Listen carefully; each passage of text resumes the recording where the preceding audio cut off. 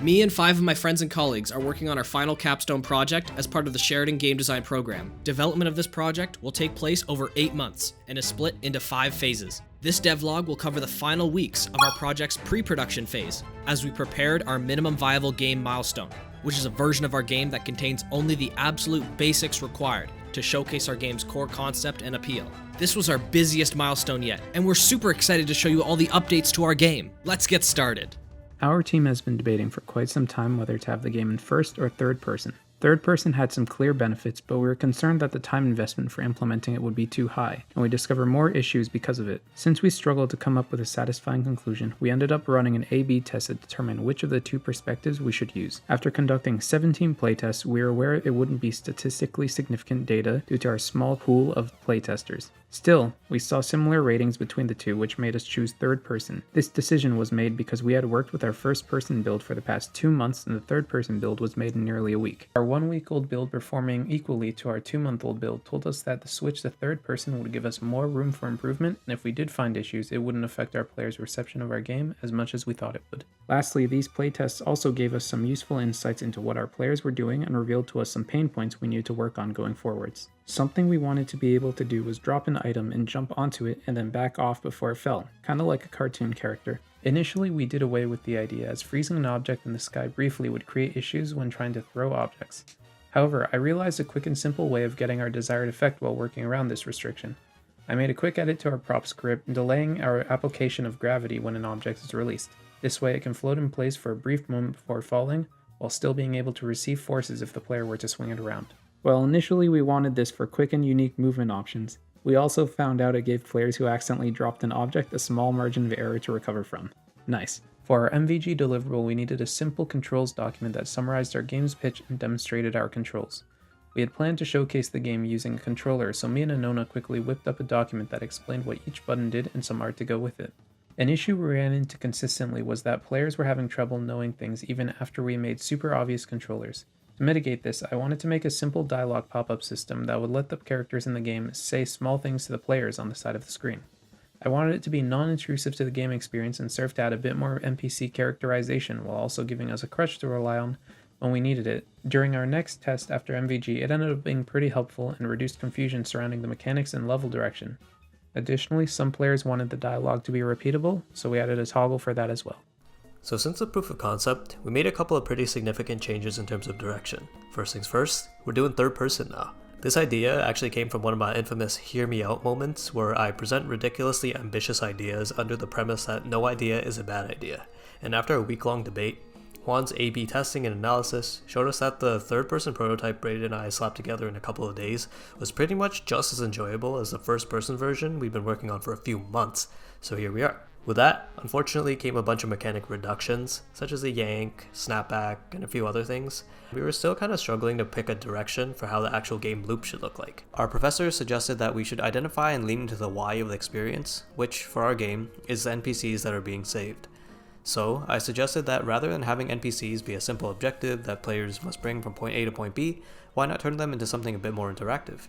I suggested NPCs having their own built-in mechanics, and that sparked a discussion among the team for the level structure. We didn't quite end up with the elaborate plan that we originally crafted, but we did settle on having a main NPC with 2 abilities for our minimum viable game milestone. I was responsible for making Big Mama, our little pufferfish. I'll be adding some more personality and functionality to her in the future, but for now, she holds whatever she's tethered to in place and lets players slow fall when in their bag. She also follows the wind, dragging whatever she's holding onto with her, and lets the player ride the current. Other things that have improved since the POC were some UX elements for both the tether and the lasso. We wanted them to work more consistently, so I created a grab point system that auto-targets the nearest point, and Deegan made the tether work with it as well. It was created to help reduce the amount of options that the player had, where previously, the player could grab objects from anywhere on a surface, and this ultimately is meant to reduce frustration for grabbing something slightly off the intended point.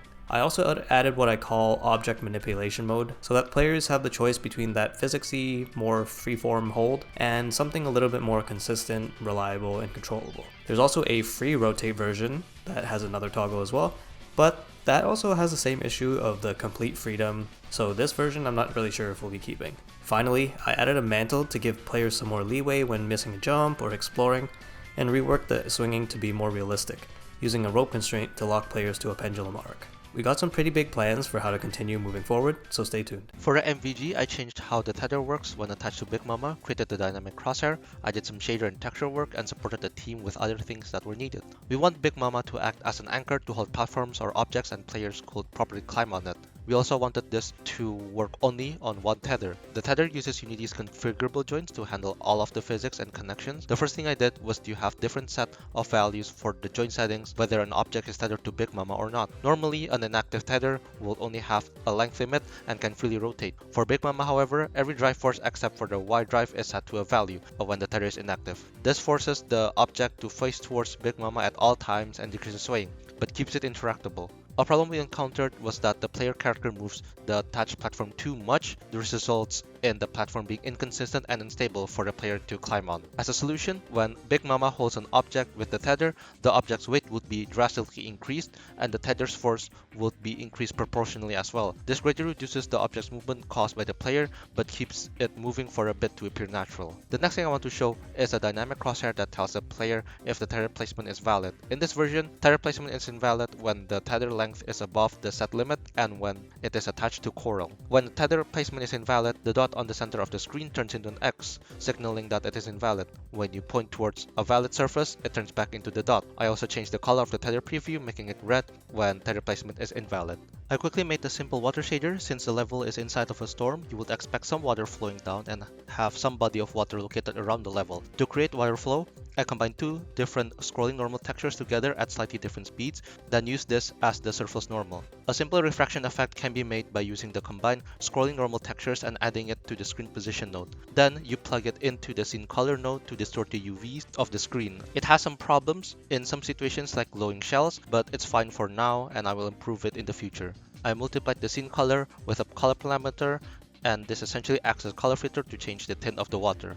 I plan to add proper depth effects, foams, and ripples in the future. I continued working on level design for this milestone. I started with some concept art of a place called the Coral Coast. This was a tall level with a big tree at its center, because the best games have the biggest trees. They act as great points of reference to orient yourself in the world. Also, it being the biggest thing in the level instinctively makes players see it as important. I then created a level design document. This includes stuff like diagrams, sketches, player metrics, and more.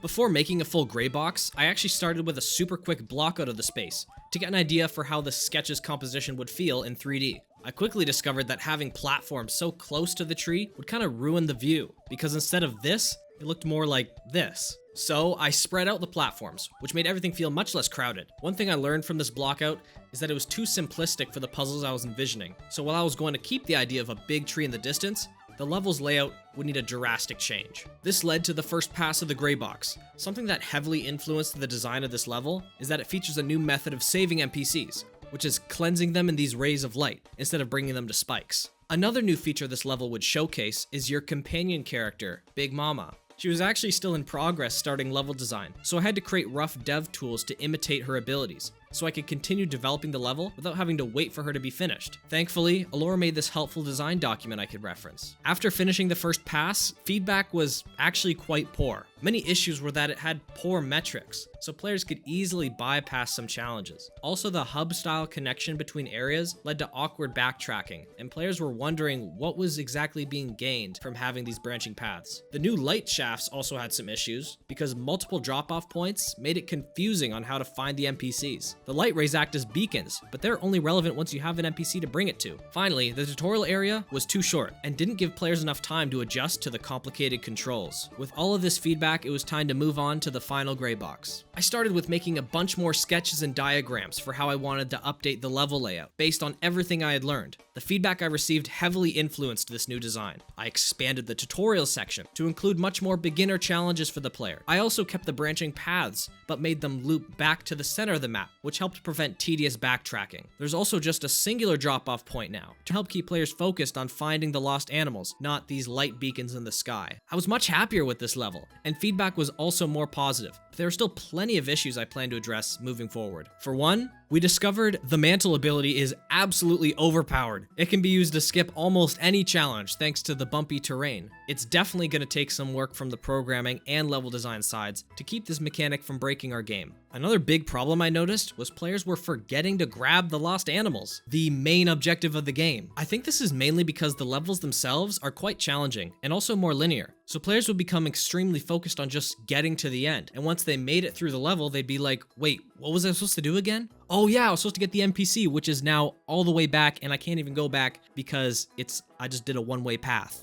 It's fine, I'm just gonna climb around the whole thing. Thankfully, most of these issues are just oversights that can be resolved quite easily in future iterations. Finally, I also made a basic character model based on Anona's concept art. To help our team prepare for our MVG presentations, I focused on a couple different areas. We wanted to try out having the little guys you rescue be usable in puzzles. I concepted a couple of designs for what these creatures could do to have a meaningful impact in the level. We opted to go with a simpler one. With so little time, it made more sense to build off mechanics we already had instead of creating new mechanics to support this feature. I then put together a more detailed plan for the creature that outlined how they should be implemented and how they should interact with other features in our game. I gave this breakdown to John, who quickly whipped up a prototype for us to test the new buddy system. With that out of the way, I moved on to creating a short animatic to serve as an opening scene. We wanted something simple, iterative, and not too time-consuming to create or work with. The purpose of the opening scene is to set the stage for the game and to quickly explain settings, characters, and motivations. I drafted a short 4-panel storyboard and then began drawing frames to implement into the game.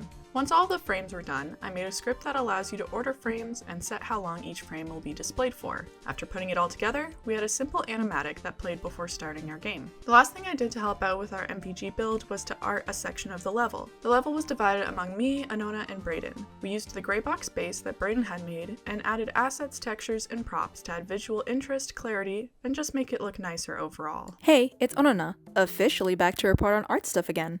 Since the proof of concept, I've continued to work on documentation behind the scenes, VFX, and my usual artwork.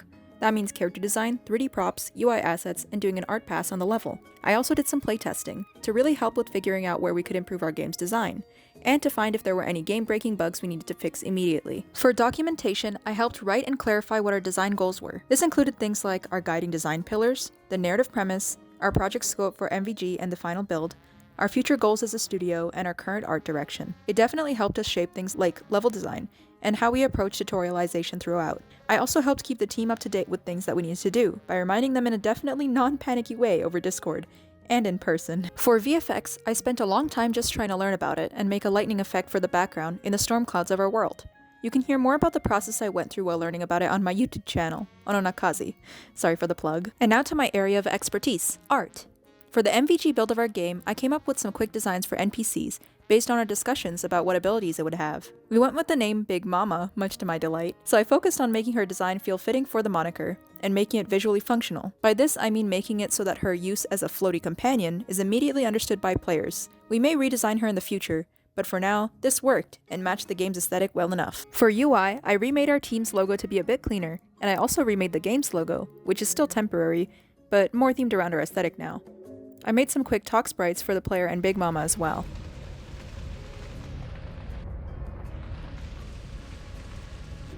I also created some 3D coral trees and branches using Maya, based on the level design document Brayden made. I'm still learning 3D modeling, so some of the process was just me trying to figure out how to optimize my workflow for speed and usability in the game. For example, getting rid of unnecessary topology to simplify the mesh, and not fussing too much about each individual vertex, so I wouldn't get hung up on details that only I would even see. My final job was to kid bash part of the level. This meant using the models I made, plus the textures we had, to creatively put together props in the world, so that they look good and suggest a path of play without being overly intrusive. I used Brayden's gray box as a base and stretched and squished and slapped together different parts until things looked appropriately magical, and served the goals we had for level design. My favorite area to art up was the starting cave, where you get your lost fishing rod back. Hopefully, when we get our game more set in stone, we can make it look even cooler and more polished with art assets and animations that are made custom for this game.